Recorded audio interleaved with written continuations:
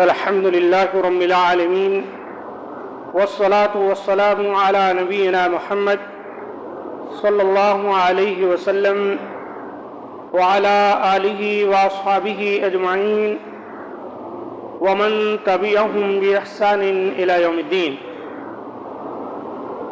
عن زيد بن خالد الجهني رضي الله عنه قال: قال رسول الله صلى الله عليه وسلم: من فطر صائما كان له مثل أجره غير أنه لا ينقص من أجر الصائم شيئا. حضرت زید بن خالد جوہنی رضی اللہ تعالیٰ عنہ روایت بیان کرتے ہیں کہ اللہ کے رسول صلی اللہ علیہ وآلہ وسلم نے فرمایا: جو شخص کسی روزے دار کو افطار کرایا من فطر صائما کان لہ مثل اجرہ غیر انہ لا ينقص من اجر الصائم شیئا. تو جو شخص کسی کو روزہ افطار کرایا تو اس کے لیے اتنا ہی ثواب ہے جتنا کہ روزہ رکھنے کا ثواب ہے، مگر یہ کہ دونوں کے اجر و ثواب میں کچھ بھی کم نہیں ہوگا. معنی کیا ہے؟ اگر کوئی شخص کسی کو روزہ افطاری کرا دے تو ایسی صورت میں جتنا روزہ جو رکھا ہے اس کو اجر و ثواب ہے، اتنا ہی اجر و ثواب اس کو بھی ملے گا جس نے اس کو افطاری کرا دی، اور اس کے اجر میں سے کچھ کم نہ ہوگا. کس کے؟ جو روزہ رکھا تھا، افطاری کسی نے اس کو کروایا تو جس نے افطاری کرائی اس کو بھی اتنا ہی اجر ملا جتنا روزہ رکھنے والے کو اجر ملا، اور روزہ رکھنے والے کے اجر میں سے کوئی کمی نہیں ہوگی. کوئی یہ نہ سمجھے کہ جو روزہ افطار کیا روزہ رکھنے کے اس کے اجر و ثواب سے روزہ جو افطاری کرایا اس کو اجر و ثواب دے دیا جائے گا. ایسا نہیں، دونوں کے اجر و ثواب میں کچھ کمی نہیں ہوگی. تو یہاں سے جو فائدہ حاصل ہوا وہ کیا ہے؟ وہ یہ کہ روزے دار کو افطار کرانا چاہیے، اس پر روزہ رکھنے کا ثواب ملتا ہے. اگر کوئی شخص کسی روزے دار کو افطار کرا دے تو اس کو اجر و ثواب ملتا ہے کیا؟ روزہ رکھنے کا.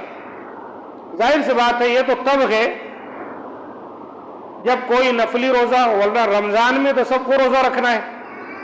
اب کوئی یہ نہ سوچے کہ مجھے روزہ رکھنے کی کیا ضرورت ہے، میں روزے دار کو افطاری کرا دیا تو روزے کا اجر و ثواب تو مجھے مل جائے گا. بات ایسی نہیں. یہ رمضان کے روزے فرض ہیں. فمن شہید منکم الشہر فلیصمہ، جو تم میں سے رمضان کا مہینہ پالے، تندرست و توانا ہے، کسی قسم کی بیماری نہیں، نہ کوئی عذر شرعی ہے، نہ مسافر ہے، تو اس کا روزہ رکھنا ضروری. اگر بالفرض مان لیں رمضان میں کوئی روزہ ہے اور روزے دار کوئی افطاری کراتا ہے، ڈبل اجر مل جائے گا اس کو. ایک اپنا روزہ رکھنے کا ملا، دوسرے روزے دار کو افطاری کرانے کا ایک اجر اور مل گیا.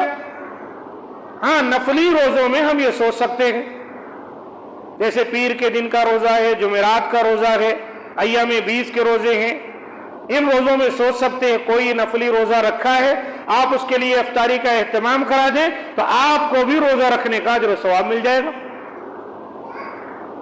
اور دوسرا فائدہ یہ ہے اس حدیث کا کہ مال خوب کمانا چاہیے، مالدار بننا چاہیے. اسلام مالدار بننے سے منع نہیں کرتا ہے. کیوں؟ من فطر صائما، دوسروں کو روزہ وہی کھلوا سکتا ہے، دوسروں کو وہی مدد کر سکتا ہے، کھانا وہی کھلا سکتا ہے جس کے پاس مادی وسائل ہوں، روپے پیسے ہوں. جب خود ہی اس کو لالے پڑے ہوں کھانے کے تو وہ دوسروں کا کیا بھلا کر سکتا ہے؟ جب آپ حلال کمائی کمائیں گے، محنت کریں گے، آپ کے پاس حلال رزق ہوگا، تب آپ خیرات و صدقات کریں گے، کسی کو کھانا کھلائیں گے. اسے پتہ چلا مالدار بننا کوئی بری بات نہیں ہے. آپ خوب مالدار ہو جائیں، بس مال کا جو حق ہے نا وہ نکالیں. للسائل والمحروم، سائل کا، محروم لوگوں کا جو حق ہے وہ دے، یعنی اپنے مال کی زکوٰۃ دیں. اپنے مال سے صدقات و خیرات کریں. مالدار ہونا کوئی بری بات نہیں، بلکہ مالدار آدمی بہت کچھ خیر و بلائی کا کام انجام دے سکتا ہے بنسبت اس کے جو غریب ہے، فقیر ہے، کیونکہ وہ کچھ بھی نہیں کر سکتا. اور تیسری بات یہ کہ مالدار بننے کے بعد بخیل نہیں بننا چاہیے، اس لیے کہ بہت سے لوگوں کے پاس مال ہوتا ہے لیکن بخیلی آ جانے کی وجہ سے وہ کنجوس اور مکھی چوس بن جاتے ہیں، جس کی وجہ سے وہ کسی کا بھلا نہیں سوچتے. قرآن مجید میں اللہ تعالیٰ نے اس کا ذکر کیا، وَمَن يُوقَ شُحَّ نَفْسِهِ فَأُولَٰئِكَ هُمُ الْمُفْلِحُونَ. جو اپنے نفس کی بخیلی سے بچا لیا گیا تو ایسے ہی لوگ فلاح پاتے. الَّذِينَ يَبْخَلُونَ وَيَأْمُرُونَ النَّاسَ بِالْبُخْلِ وَمَن يَتَوَلَّ فَإِنَّ اللَّهَ هُوَ الْغَنِيُّ الْحَمِيدُ. جو لوگ بخیلی کرتے ہیں اور بخیلی کا حکم دیتے ہیں اور روگردانی کرتے ہیں تو اللہ تعالیٰ غنی ہے، تعریفوں والا ہے. اللہ کو کسی کے مال کی ضرورت نہیں ہے، وہ تو مال دے کر تمہاری آزمائش کر رہا ہے، ورنہ جس اللہ نے تمہیں مال دیا ہے وہ اس کو بھی نواز سکتا ہے جس کے پاس کچھ نہیں. اس لیے بخیلی نہیں کرنی چاہیے، بلکہ نیک راہ میں خوب خرچ کرنا چاہیے، نیک لوگوں کو کھلانا پلانا چاہیے، احسان کرنا چاہیے، بالخصوص اگر آپ کے رشتہ دار اور ناطے دار ہیں. نمبر 4، اپنا مال ان لوگوں پر خرچ کرنا چاہیے جو روزے نماز کی پابندی کرتے ہیں، جو متقی و پرہیزگار ہوں. نیک لوگوں پر احسان کرنا اس کا ایک الگ ہی مقام ہے. اکثر لوگ جو ہیں کوئی کمپٹیشن ہوا، کوئی جیت گیا، اس پر خرچ کر رہے ہیں. آج انڈیا میچ جیت گئی، اس کی وجہ سے دعوت کر رہے ہیں. آج ہماری پارٹی کا کوئی جیت گیا، اس کی وجہ سے فنکشن کیا جا رہا ہے. یہ سب بیکار کی چیز ہے. ارے خرچ کرنا ہے تو وہاں خرچ کرو جناب جس کا ذکر کیا گیا.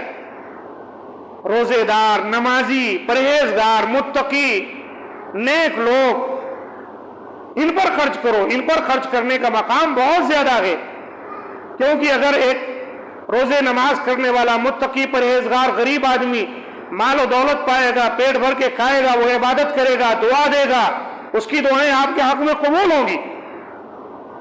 اور ایسے اوباش قسم کے، بیکار قسم کے، لایانی کاموں میں اپنا مال آپ خرچ کریں گے، وہاں سے کیا دعا ملنے والی ہے آپ کو؟ 5ویں بات، دوسروں کے یہاں افطار کر سکتے ہیں، اس سے پتہ چلا اگر کوئی دعوت دے، کوئی شرعی عذر نہ ہو تو دعوت قبول کریں، جائیں. اور روزے دار جب دوسروں کے ہاں روزہ کھولے تو اس کی الگ سے دعا بھی اللہ کے رسول سے ثابت ہے. صلت علیکم الملائکہ افطرا ہم الصائمون عندکم الصائمون. صلت علیکم الملائکہ وافطر عندکم الابرار. اس طرح کی ایک حدیث ہے کہ روزے دار تمہارے یہاں افطاری کریں، فرشتے تمہارے لیے رحمت کی دعائیں کریں، تمہارا کھانا اچھے اچھے نیک لوگ کھائیں. اس طرح کی دعا آئی ہے حدیث سے. نمبر 6، افطار کی دعوت دینا چاہیے، اور اسی طرح افطار کی کوئی دعوت دے تو اس میں شرکت بھی کرنا چاہیے.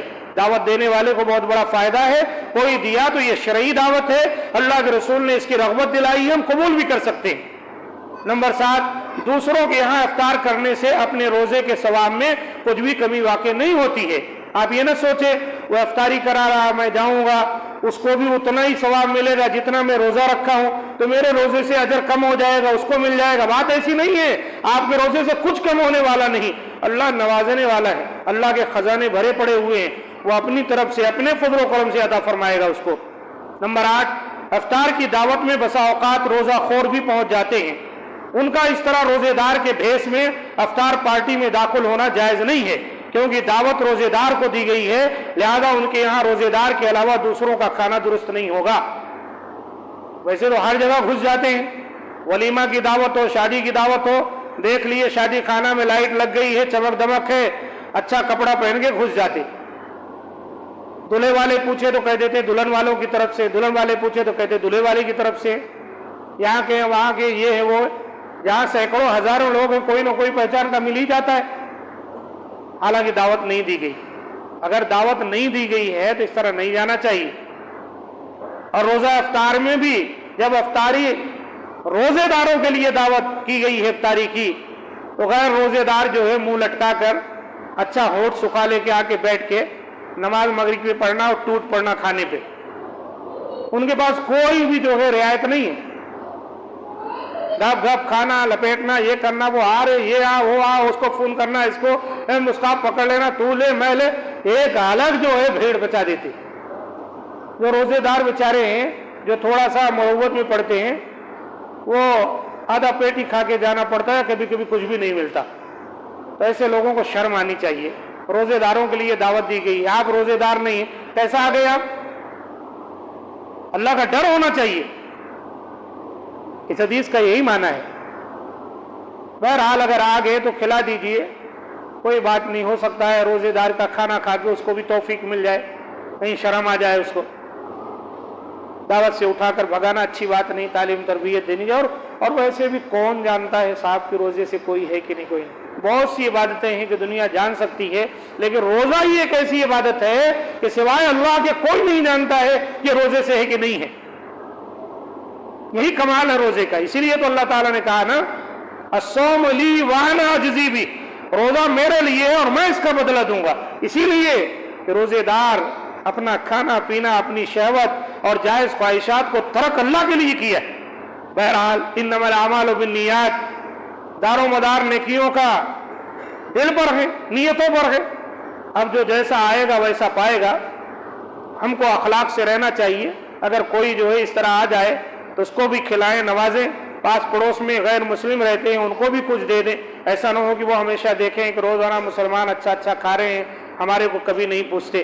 چاہیے ان کے یہاں بھی پہنچا دیا جائے، تاکہ ان کو خیال ہو کہ مسلمان ایک اعلیٰ اخلاق کے مالک ہے۔ دیکھو خود کھاتے ہیں، پاس پڑوسیوں کا بھی خیال کرتے ہیں۔ یہ تمام چیزیں ہمیں سوچنا چاہیے۔ اس کا معنی یہ نہیں ہے کہ آپ اپنے پڑوسیوں کو نہیں دے سکتے، دینا چاہیے۔ وہ مسلم بھی ہے تو بھی، غیر مسلم ہے تو بھی دینا چاہیے۔ کبھی کبھی افطاری تیار کیے نا، کچھ تھوڑا بہت ان کے یہاں بھی پہنچا دینا چاہیے، وہ بھی جانے آخر مسلمان کس اخلاق کے مالک ہوتے۔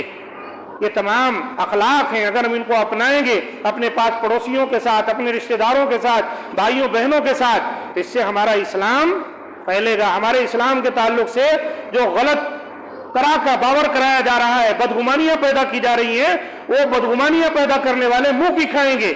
کیوں؟ جہاں مسلمان رہے گا اس کے پاس پڑوسی کہیں گے ہرگز بیکار کی بات ہے، یہ مسلمان ہمارے یہاں رہتے، ہمیشہ ہم کو یاد کرتے، ہمارے اچھے برے میں آتے ہیں اور ہمارا خیال کرتے ہیں۔ الحمدللہ یہ ایک بہترین ذریعہ ہے کہ ہم ایک اچھا میسج جو ہے غیر مسلموں کو بھی پہنچا سکتے۔ اللہ تعالی ہم تمام کو ان باتوں پر عمل کی توفیق دے۔ ھذا ما عندی، سبحان ربک رب العزۃ عما یصفون وسلام علی المرسلین والحمد للہ رب العالمین۔